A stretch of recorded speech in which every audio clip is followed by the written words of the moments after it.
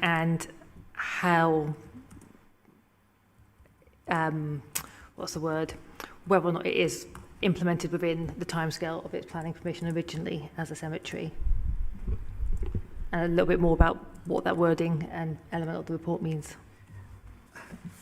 I suppose in simple terms, the answer to your question is we're not entirely sure whether it is implemented in the terms of the original planning permission. So the position is that this land was granted planning permission to be used as a cemetery in 1963, I think.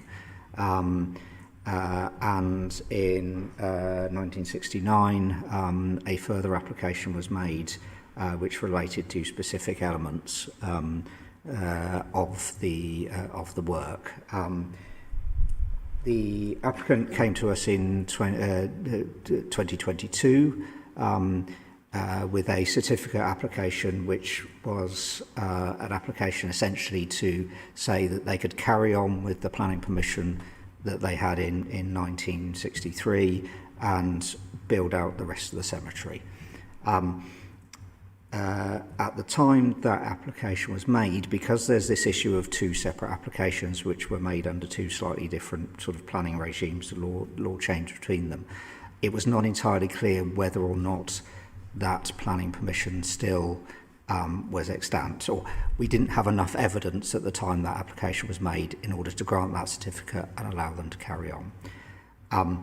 Hence, they were advised to withdraw that application and put in a new application which would allow members and the public to review the latest legislation and ensure that the application was in accordance with that. The one thing I would add to that is whether or not that previous planning permission is extant is not material to your decision in any way. So if it's extant, you can still refuse the application, and vice versa. If it's not extant, you can still approve the application. This application doesn't rely on that; it's a separate thing. Sure, thank you.